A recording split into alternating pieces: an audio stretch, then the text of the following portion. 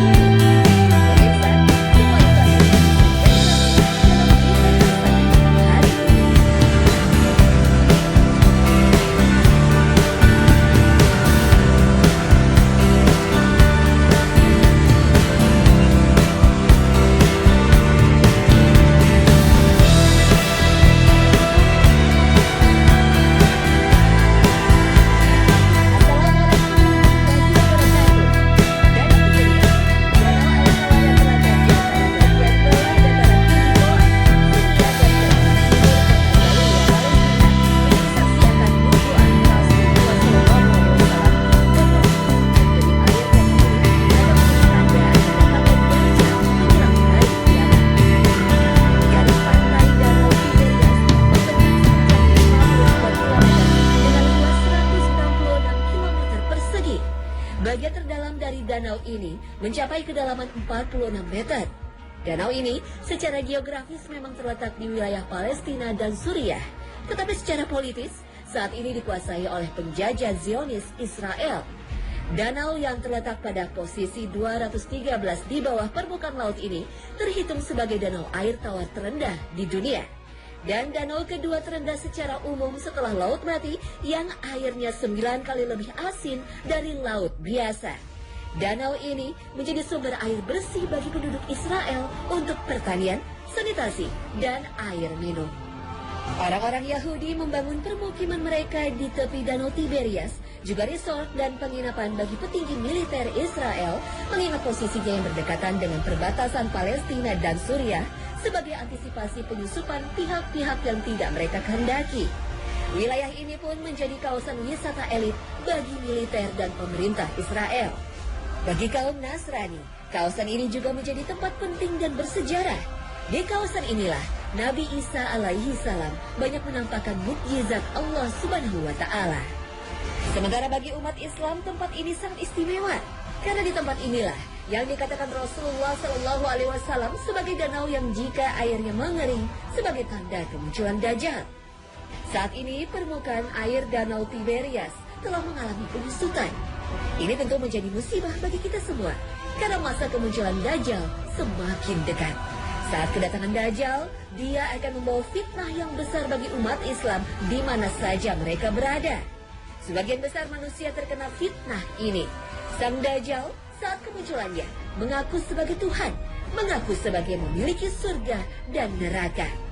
Beberapa informasi dari Nabi Shallallahu Alaihi Wasallam menyebutkan bahwa kaum wanita adalah yang terbanyak mendatanginya, sehingga para laki-laki pulang menemui ibu, putri, saudari, dan bibi mereka, lalu mengikat mereka dengan kuat karena khawatir wanita-wanita itu keluar menemui Dajjal.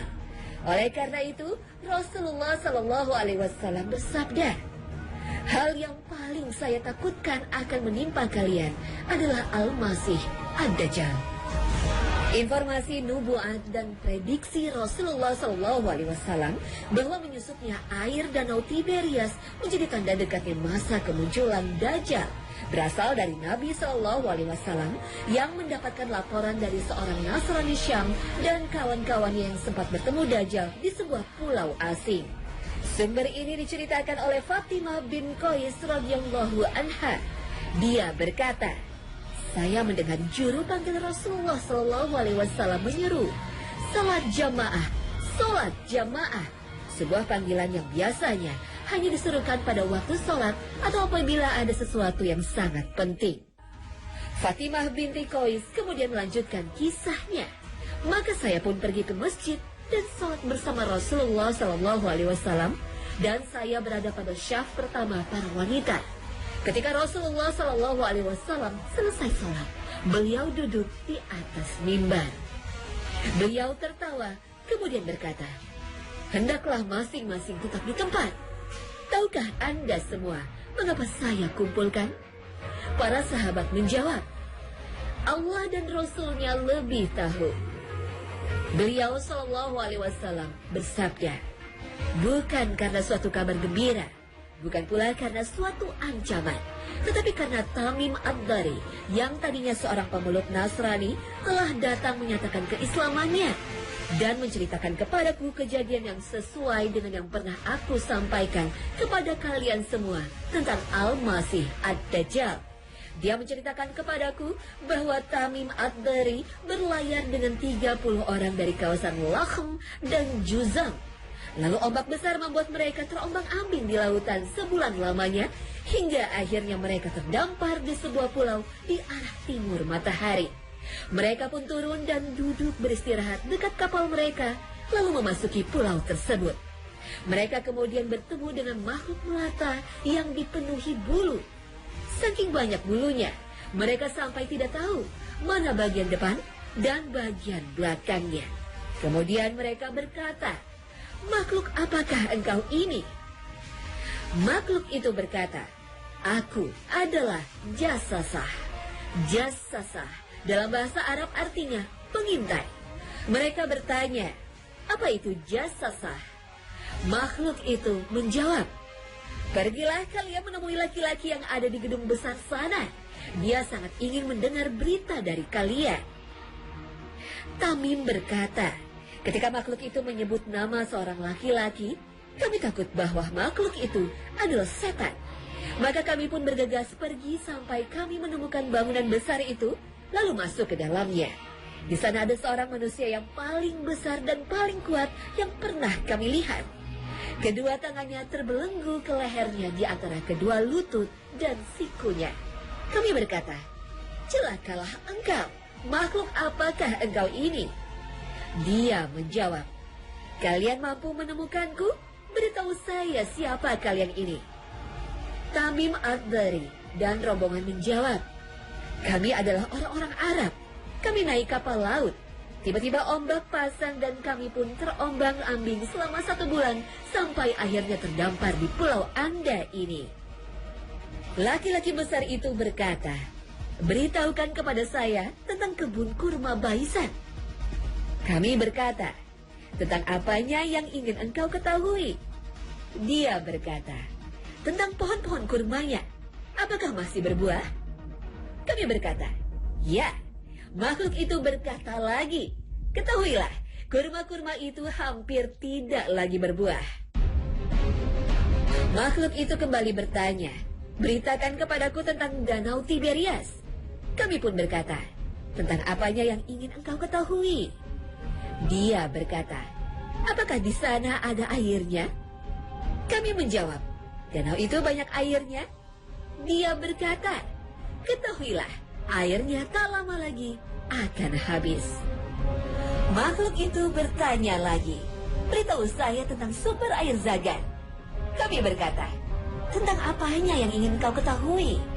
Dia berkata, 'Apakah masih banyak airnya? Apakah penduduk sekitarnya memanfaatkan airnya untuk bercocok tanam?' Kami menjawab, 'Ya, airnya banyak.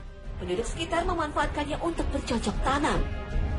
Dia berkata, 'Beritakan kepada saya tentang nabi kaum yang Ummi. Apa yang telah dilakukannya?' Tamim Ad-Dari dan rombongan menjawab, 'Dia telah muncul di Mekah dan tinggal di Yasrib atau Madinah.' Makhluk itu berkata, 'Apakah orang-orang Arab memerangi mereka?' Kami menjawab, 'Ya.' Makhluk itu berkata lagi, 'Apa yang dilakukannya kepada mereka?' Maka kami pun memberitahunya bahwa telah tampak para pengikutnya dari kalangan orang-orang Arab, mereka mematuhinya. Dia berkata lagi, 'Itu sudah terjadi?' Kami menjawab, 'Ya.' Dia berkata, 'Jika demikian, maka yang terbaik bagi kalian ialah mematuhinya. Aku beritahukan kepada kalian siapa sesungguhnya aku ini. Aku adalah Al-Masih Ad-Dajjal. Hampir datang waktunya aku diizinkan keluar, lalu akan berjalan mengelilingi bumi. Tidak satu kampung pun yang tidak kusinggahi dalam waktu 40 malam, kecuali Mekah dan Taibah. Karena keduanya diharamkan atasku, setiap kali aku berusaha untuk memasuki salah satu dari keduanya, aku akan dihadang oleh malaikat yang memegang pedang, mengusir saya menjauhi kedua kota itu. Setiap celah kota itu dijaga oleh para malaikat.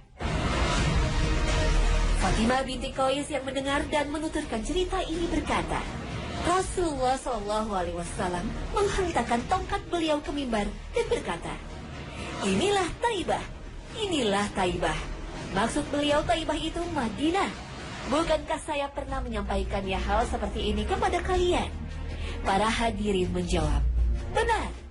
Rasulullah SAW melanjutkan, sesungguhnya apa yang disampaikan oleh Tamim membuatku kagum, karena sesuai dengan yang pernah saya sampaikan kepada kalian tentang Dajjal, Madinah, dan Mekah. Dajjal berada di Laut Syam atau Laut Yaman? Bukan, tetapi dia ada di timur. Dia ada di timur. Dia ada di timur. Beliau pun memberi isyarat dengan tangannya ke arah timur. Fatimah melanjutkan penuturannya.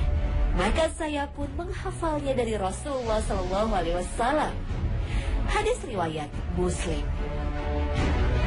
Hadis panjang yang diriwayatkan Imam Muslim ini menyebutkan bahwa salah satu tanda akan keluarganya Dajjal yang ditemui Tamim Ad-Dari adalah jika air danau Tiberias mengering. Saat itulah Dajjal muncul. Israel saat ini dilanda kecemasan yang tinggi karena debit air danau berkurang secara signifikan. Karena hal ini berpengaruh besar terhadap sektor pertanian, bahkan masa depan mereka di bumi penjajahan. Semenjak tahun 2004, pemerintahan Zionis memberi tanda untuk mengontrol debit air danau. Sungguh mengejutkan, semenjak tahun 2004, permukaan danau mengalami penyusutan setinggi 16 meter.